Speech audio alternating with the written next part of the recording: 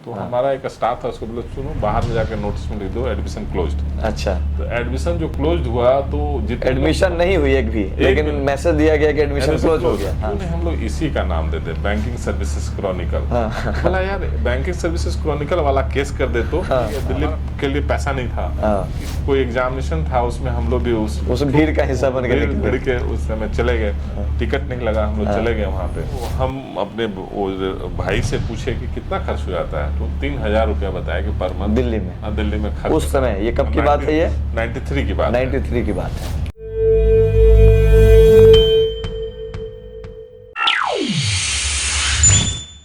दोस्तों नमस्कार, आपके story.com पर आप सभी का स्वागत है।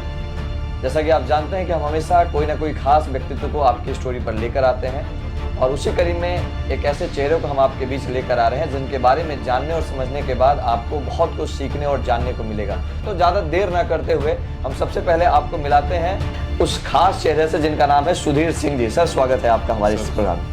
Thank you. पहली बार हम देखे थे 500 रुपया, कोई 100 रुपया, तो इतना रुपया हो गया था। जबकि पैसे की कमी की वजह से आप दिल्ली छोड़ करके वापस आए थे। सोचे कि एक ऐसा सेक्टर है जहाँ पे हम अपनी बात रख सकते हैं, काम कर सकते हैं। तो ये तो हो गई कि क्योंकि आप पढ़ाई कर रहे थे, उसमें आपने कुछ सवालों के जवाब देने लगे, लोगों को लगा कि नहीं भाई समझा रहे हैं तो चलो कर लेते हैं। लेकिन फिर वहाँ से ये बीएससी जो आज देश में एक बड़ा नाम है, अगर हम एजुकेशन में, अगर हम कंपटीशन की तैयारी में कहें, चाहे बैंकिंग की बात हो या एसएससी की तैयारी करने में, तो बीएससी जो इतना बड़ा नाम है, तो इसकी शुरुआत कैसे हुई उस दौरान? उस दौरान आपको ये समझ में आ गया कि 60 लड़के, वैसे लड़के जो रिजल्ट दे रहे थे। हाँ, ये तो बिना ब्रांड के, मतलब ये व्यक्तिगत आपसे हो गया। मेरी ब्रांडिंग हो गई थी। हाँ, व्यक्तिगत ब्रांडिंग हुई। मेरी व्यक्तिगत ब्रांडिंग हो गई थी। लोग हमारे पास आके बोलने लगे तुम पढ़ाओ। हाँ। तो हम मैथ्स का क्लास के लिए हमको पढ़ाने लगे। हमारे साथ एक पार्टनर थे, अभी वो भी बैंकर हैं, हम भी बैंक्स में थे, वो भी बैंकर हैं। हम लोग दोनों मिलकर के स्टार्ट किए, एक रीजनिंग पार्ट संभाला, एक मैथ्स पार्ट संभाला, और हम लोग स्टार्ट किए वो कोचिंग के। लेकिन जब हम लोग ओपनिंग कर रहे थे तब हम लोग को ये सोचना है कि नाम क्या दें। अच्छा। तो हमारा पार्टनर उसमें 2000 के समय की बात है, बोला मिलेनियम उसमें वर्ड हुआ करता था, मिलेनियम हम लोग देते हैं। हम लोग नहीं, ऐसा नाम दो जो डेली देखता हो उसको याद आए। तो उसमें बैंकिंग सर्विसेज क्रॉनिकल ही एक ऐसा मैगजीन था जो बैंक के ऑलमोस्ट इंडिया के हर एक विद्यार्थी वो जरूर लेता था और आज भी लेता है, क्योंकि उसमें जो दो सेट आते थे वो बिल्कुल बैंक के जो एंट्रेंस एग्जामिनेशन होता था उससे एक लेवल ऊपर रहता था, और आज भी वही स्थिति है। अच्छा। तो वो हम लोग नाम, हम लोग को भी ट्रस्ट रहता था। बीएससी जो बोला उस पर हम लोग का भी ट्रस्ट रहता था, तो सभी पे ट्रस्ट रहता था। तो हम लोग बोले क्यों नहीं हम लोग इसी का नाम देते बैंकिंग सर्विसेज क्रॉनिकल। बोला यार बैंकिंग सर्विसेज क्रॉनिकल वाला केस कर दे तो हमारा पार्टनर बोला। तो हम बोले ठीक है, ये बात भी सही है आपकी, हम लोग क्यों नहीं उन्हीं के पास चल करके ये बात रखते हैं, उन्हीं से परमिशन ले लेते हैं, तब तो नहीं करेगा। बोले हाँ, वो कह देगा तो नहीं करेगा।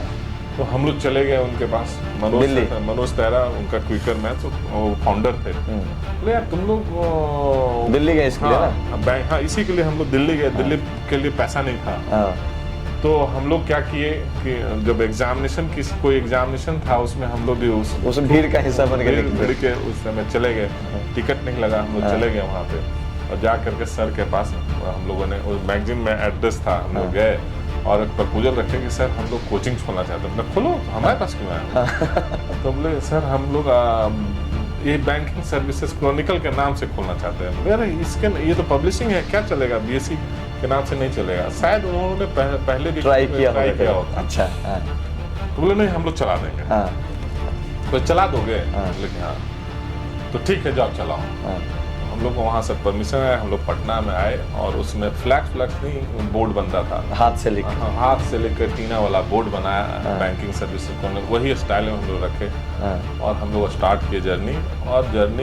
वहाँ जब हम लोग स्टार्ट किए तो हमारे पास इंक्वायरी, जब लोगों को पता चला कि एक तो हम लोग ने स्टार्ट किया है और उससे बीएससी साथ में सेंटर स्टार्ट हुआ, तो लोगों में एक जागरूकता की तरह गया। उसमें आप यही समझिए राकेश जी कि स्टूडेंट तो छोड़िए, स्टूडेंट में जो लड़के रिजल्ट दे रहे थे वो भी आए थे हमारे पास, और जो उसको पढ़ा रहे थे टीचर्स वो भी आए थे एडमिशन लेने के लिए या कोई ना कोई किसी तरीके से बीएससी में जुड़ने के लिए। लेकिन शायद ऐसा सिचुएशन हुआ कि इतने इंक्वायरी तो आई लेकिन एडमिशन एक भी नहीं हुआ। अब हुआ क्या कि हम लोग पास उतना बढ़िया वेल डेवलप इंफ्रास्ट्रक्चर था भी नहीं, पैसा भी नहीं था। हम लोग ऐसे सिंपल सा एक इंफ्रास्ट्रक्चर में जिस टेबल बेंच पे हम पढ़ते थे उसी में हम लोग वहाँ पर इंक्वायरी हम लोग दे रहे थे। लेकिन जब वो आता था उसको लगता ही नहीं था कि बीएससी का ही सेंटर होगा, डुप्लीकेट सेंटर होगा। लेकिन वो मैगजीन में हम लोग का ऐड था, अच्छा। उससे उसको लगता था कि सेंटर तो वही वाला है, एड्रेस वही है, लेकिन वो एडमिशन नहीं लेता था क्योंकि इंफ्रास्ट्रक्चर नहीं दिख रहा था। लेकिन जब एडमिशन नहीं ले रहा था तो फिर हम लोग इंक्वायरी आता था, एडमिशन ले रहा था, तो हम लोग बोले कि लगता है कि हम लोग को विश्वास नहीं है। तो हमारा एक स्टाफ था, उसको बोले सुनो बाहर में जाकर नोटिस में लिख दो एडमिशन क्लोज्ड। अच्छा, तो एडमिशन जो क्लोज्ड हुआ तो एडमिशन नहीं हुई एक भी, लेकिन मैसेज दिया गया कि एडमिशन क्लोज हो गया। हाँ। उससे क्या हुआ कि जो लोग आ करके वापस चल जाते थे, पैसा हम जान रहे हैं पैसा रखे हुए, तो वो लोग अचानक वापस आए और देखे कि एडमिशन क्लोज, उसको लेना था एडमिशन, बट वो समहाउ मेरा इंफ्रास्ट्रक्चर को लेकर कोई ट्रस्ट नहीं जनरेट कर पा रहा था कि एडमिशन ले कि नहीं ले। लेकिन जब एडमिशन क्लोज हुआ तो फिर वो लोग अकबक जो मतलब जो बॉर्डर लग गया कि हम जो छोड़ के आए थे वो कई लोगों ने मतलब ज्वाइन कर लिया, एडमिशन ले लिया। अब वो लोगों ने एडमिशन के लिए हमारे पास मतलब पैरवी करने लगे, किसी नेता से, कोई थाना से पैरवी, तो हम समझ गए कि हम लोग का ट्रिक काम कर गया। तो हम लोगों ने उसी समय नेक्स्ट बैच के लिए हम लोग का आज भी एडमिशन नहीं हुआ, लेकिन हम लोग थर्ड बैच का अनाउंसमेंट कर दिया। और ये नए स्टार्टअप करने वालों के लिए एक बहुत बड़ा राज है जो आपके लिए लर्निंग है जी। उसमें जब थर्ड बैच का जब अनाउंसमेंट किया तो वही इंफ्रास्ट्रक्चर, वही चीज में आ करके बच्चे एडमिशन लिए, और विद इन 2 आवर्स जब हमने ओपन किया था, हम नोटिस दिए थे कि 2 दिन के बाद का कि क्योंकि दिमाग में डर भी था लोगों का कि फिर मौका मिला, इस बार छूटा तो नहीं मिलेगा। वो 2 घंटे में लाइन लगा करके 40 एडमिशन हुआ था हमारे, हमको आज भी याद है जी, बगैर कोई इंक्वायरी का। जो इंक्वायरी तो सभी कर ही लिए थे। कोई इंफ्रास्ट्रक्चर नहीं देख रहा था, कोई स्टडी मटेरियल नहीं देख रहा था, सिर्फ ये लगा कि अब ये वही कोचिंग है। और वो 40 एडमिशन हुआ था। वो पहला जब हमारे पास पैसा आया था, हमको याद है इतना मतलब एकदम करेंसी लगता, बैंक से निकला हुआ एक पटना हाई कोर्ट जज की कोई बच्ची थी, उनके जज की, हम लोग से गिन नहीं पाए थे वो, हमको आज भी याद है कि वो क्योंकि बिलीव ही नहीं हो रहा था कि मतलब ये काम सफल हो गया या नहीं, हो गया। इतना बढ़िया नोट हम आज तक देखे नहीं थे ना, तो वो हम लोग गिन नहीं पा रहे थे। तो वो जब हुआ तो 40 फिर हम लोग स्टार्ट किया इंफ्रास्ट्रक्चर। फिर चूंकि इस लेवल पे फैकल्टी, इस लेवल पे जो एक्सपेक्टेशन था, उस एक्सपेक्टेशन पे खड़े उतरने के लिए हम लोगों ने डे 1 से सोचा कि हम लोग क्वालिटी में कॉम्प्रोमाइज नहीं करेंगे। तो हम लोगों ने सर को इन्वॉल्व किया, मनोज सर को, मनोज टायरा सर को, कि सर 40 एडिशन भी आश्चर्य की 40 जो उसके पब्लिशर थे, हाँ, जो प्रमोटर थे जो, हाँ, सब नेता हाट के हैं, ब्यूरोक्रेट्स हैं, IAS IPS सभी वही लोग कंडक्ट करते हैं। तो वहाँ से वो लोगों ने क्या बोला कि हम स्टडी मटेरियल क्या करोगे? तो हमने सर स्टडी मटेरियल तो हमारे पास है नहीं, हम डेवलप करेंगे। तो डेवलप क्या कर, जब डेवलप करना हम स्टडी मटेरियल भेज देते हैं। अच्छा। तो अपना कॉरेस्पॉन्डेंस, बेसिक कॉरेस्पॉन्डेंस कोर्स बहुत चलता था उस समय, उस जमाने में। तो कॉरेस्पॉन्डेंस कोर्स का मटेरियल 3600 पेज का टेस्ट वोट के साथ सब हमारे पास हर एक बच्चे के लिए अच्छा। आ गया। तो स्टडी मटेरियल आ गया। अब सिर्फ फैकल्टी चाहिए था, फैकल्टी तो हम ही पढ़ा रहे थे और हमारे पार्टनर, बट हम लोग सोचे कि हम लोग से भी बेहतर पढ़ाने वाला, मतलब नाम भी मिल गया, हाँ, ऊपर से आपको स्टडी मटेरियल भी मिल गया, बशर्ते उतने पॉपुलर मैगजीन में इंफ्रास्ट्रक्चर भी डेवलप होने लगा था, पॉपुलर मैगजीन में आपका एडवर्टाइजमेंट भी आ गया। अब सिर्फ हमको चाहिए था अच्छा फैकल्टी, मैंने अब पढ़ाई अच्छा हो जाए जी। उसके लिए हम लोग क्या किए, बहुत सारे पटना के जितने भी बेहतरीन कोचिंग थे, बेहतरीन टीचर्स थे, सभी BSc में अप्लाई किए। अच्छा। उसमें 60-70 से कम नहीं होंगे टीचर्स उसका पढ़ाने के लिए। हाँ। पढ़ाने के लिए उसमें बहुत सारे ऐसे बच्चे थे कि अगर नहीं मेरा यहाँ एडमिशन पढ़ा पाएंगे तो हम पढ़ेंगे भी। हाँ। मतलब पहले एडमिशन हो गया, अभी टीचर नहीं है, टीचर आप ही 2 आदमी है। हाँ। बाद में टीचर को ढूंढ रहे हैं। हाँ। अब हम लोग उसको टेस्ट लिए, टेस्ट लेने के बाद उसमें हमको 1 या 2 टीचर हमारे एक्सपेक्टेशन जो हमको भी पढ़ा सके। हाँ। हमको तो वैसा फैकल्टी चाहिए था ना जी, जो आपको, और हम तो ऑलरेडी पढ़ा रहे थे वैसे। हाँ। जो लड़के, तो उस लेवल के फैकल्टी पटना में उस समय हमको 1-2 ही मिले। तो हम लोग उसको, जैसे मैथ में हमारे साथ मिले तो एक वो रह गए, और इंग्लिश में जो हमारा हम लोग के साथ में जो थे वो रिजर्व बैंक में पहला मतलब यंगेस्ट CA थे इंडिया के, और वो अपनी प्रैक्टिस भी कर रहे थे। वो हमारे इंग्लिश के फैकल्टी के रूप में हम लोगों ने उनको सेलेक्ट किया था, और वो अभी अब समझ जाइए कि middle east south east Asia का डिलाइट कंसल्टेंसी के हेड है।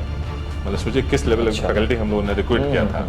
तो वो इंग्लिश पढ़ा रहे थे। रीजनिंग में हम लोग यहाँ पे 3 भाग में रीजनिंग को हमने बांट दिया था, वर्बल रीजनिंग, अच्छा, एनालिटिकल रीजनिंग और एक नॉन वर्बल रीजनिंग। तीनों का क्या है कि तीनों हमको कोई ऐसा फैकल्टी नहीं था जिसमें हमको तीनों चीज बैलेंस नजर आया। अच्छा, तो वर्बल में एक आर.के. झा अभी भी हैं, बहुत सारे बुक लिखे हैं, अभी भी कहीं सुन रहे होंगे। आर.के. झा हम लोग के साथ में जुड़े जी, बेहतरीन वर्बल के टीचर थे।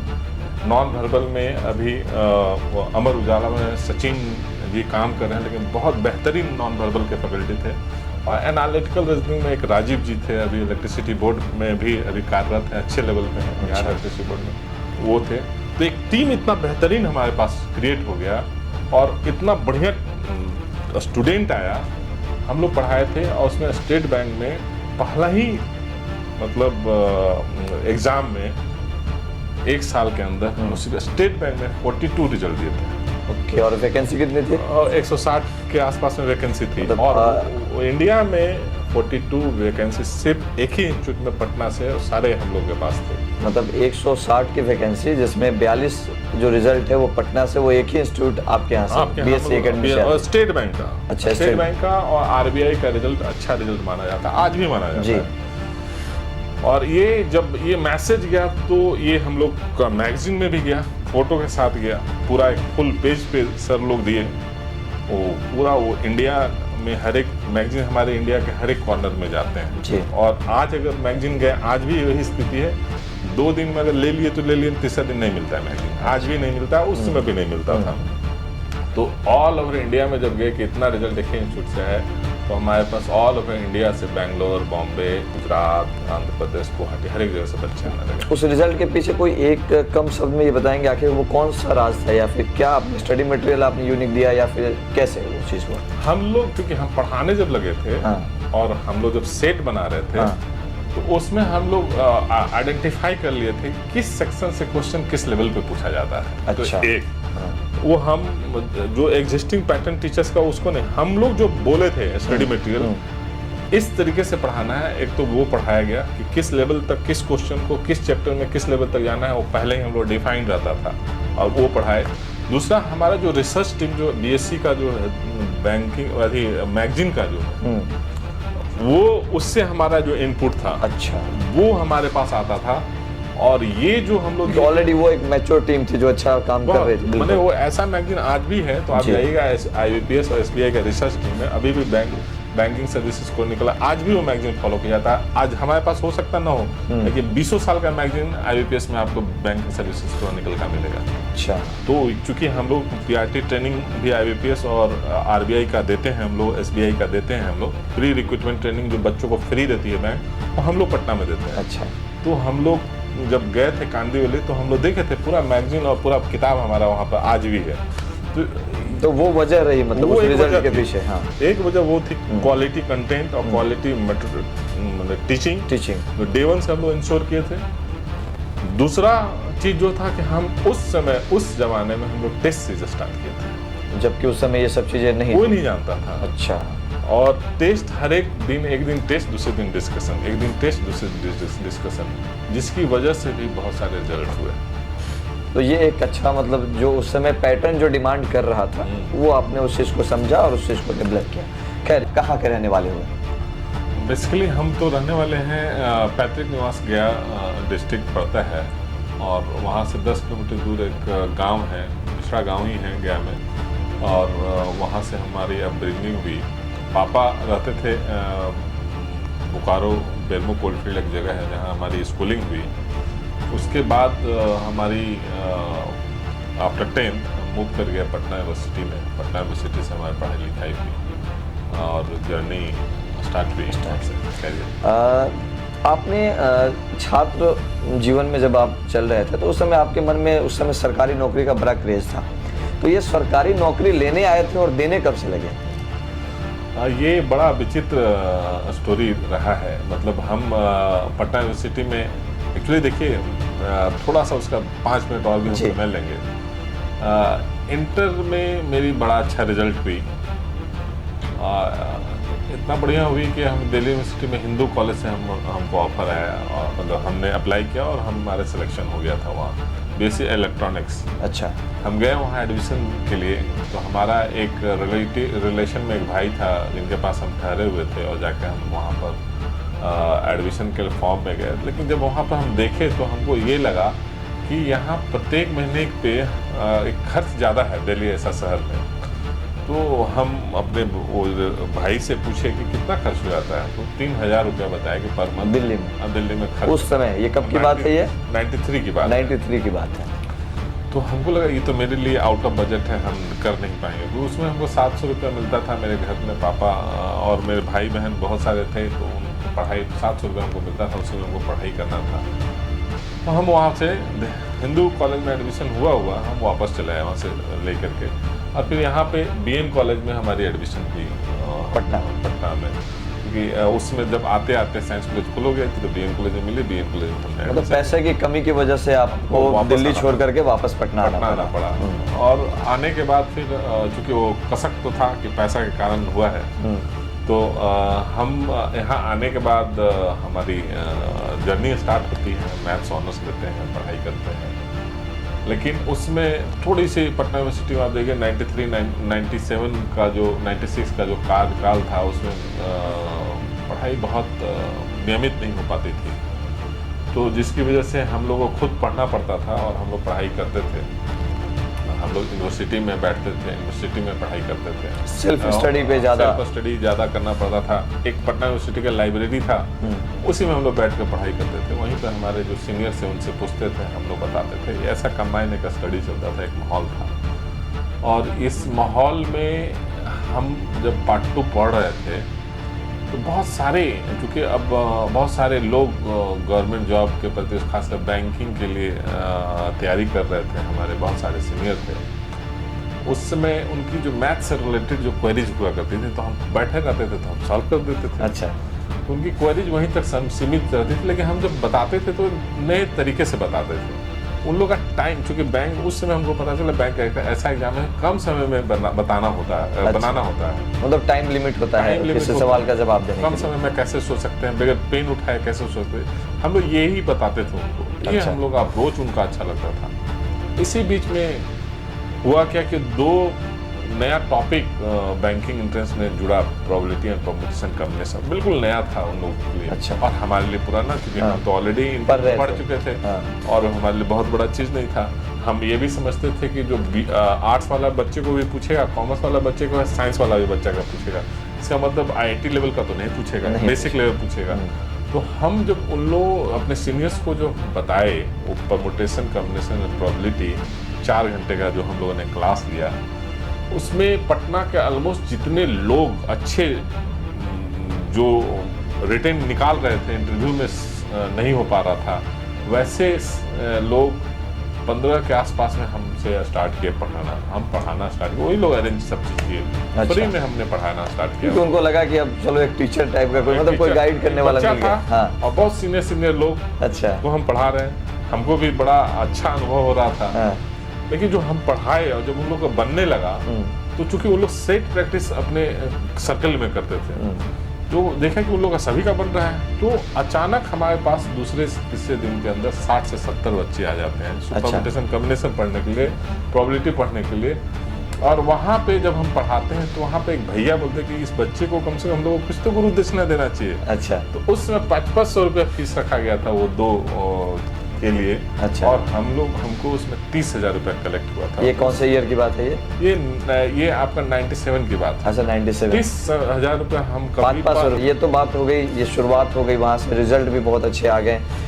उस समय मुख्य जब आगे बढ़े तो उस समय और क्या चैलेंजेस आपके पास, अगर कम शब्दों में बताएं तो? सबसे बड़ा इस चैलेंज में आज भी हो, उस समय अच्छे टीचर्स को एक प्लेटफॉर्म पे लाना और अच्छे टीचर्स को मिलना और उसको ग्रूम करके उस लेवल पे ले जाना। आप जो भी कोचिंग के लोग जुड़े हुए होंगे या देख रहे होंगे, समझ रहे होंगे कि एक अच्छे टीचर्स की टीम तैयार करना और उसको टीम तैयार करके उसको Maintain मोटिवेट करके उसको हमेशा अपने साथ में रखना, ये बहुत बड़ा चैलेंज था, उन दिनों भी था, आज भी है। आज के वक्त में टोटल बीएससी का ब्रांच पूरे ऑल ओवर इंडिया में कितना ऑल है? ओवर इंडिया 32 के आसपास में ब्रांचेज हैं। इसकी हेड ऑफिस दिल्ली है।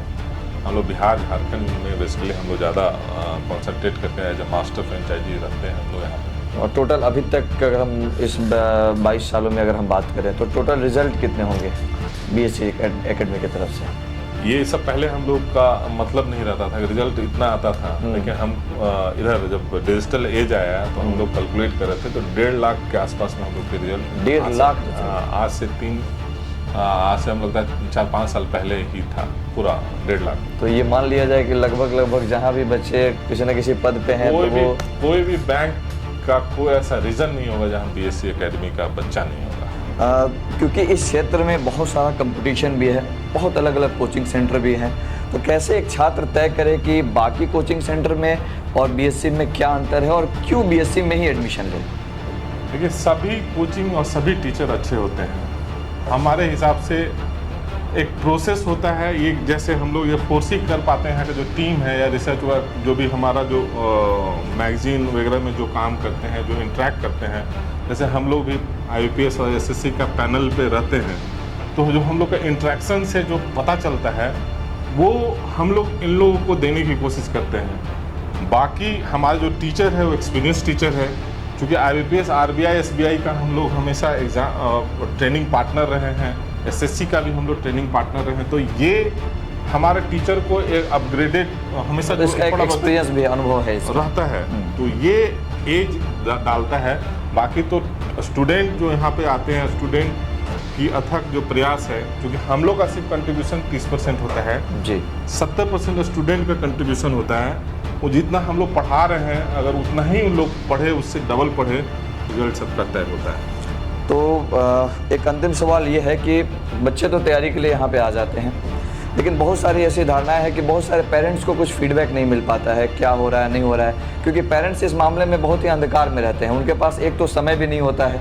तो उस मतलब हिसाब से अगर हम आपसे जानना चाहें कि पेरेंट्स का कितना योगदान है और पेरेंट्स को क्या इनको गाइड करना चाहिए या ध्यान देना चाहिए? नहीं, एकदम 100%। आप देखिएगा बीएससी, हमको लगता है हम इतना नहीं जानते, बट यहाँ पर जनरल कंपटीशन में हम लोगों ने कोविड में जो सीखा, टेक्नोलॉजी को हम लोग इन्फ्यूज कर रहे हैं अपना पढ़ाई में हर एक जगह। आप देख रहे हैं पैनल व्हाइट बोर्ड को, इसलिए हम लोगों ने किया है कि इसको रिकॉर्डेड लेक्चर के रूप में, लाइव लेक्चर या एब्सेंट भी रहे बच्चे या घर भी चले जाए, तबीयत भी खराब है, तो उसका क्लास नहीं छूटेगा। एक उसी तरीके से टेस्ट जो है, टेस्ट हम लोग टेक्नोलॉजी ओरिएंटेड सब जो ऑनलाइन होने वाला, तो मोबाइल पे हम लोग टेस्ट दे रहे हैं, और टेस्ट का जो रिजल्ट है वो बच्चे के पास एक आया, जैसे ही वो ऑटो सबमिट करेगा उस बच्चे के पास जाएगा, और एक टेस्ट का जो रिजल्ट हमारे टीचर्स के पास जाता है, एक हमारे पास जाता है, और चूँकि पेरेंट्स का इन लोग का नंबर रहता है, पेरेंट्स के पास भी लिंक जाएगा कि आपका बच्चा अभी पढ़ा तो इतना रिजल्ट आया।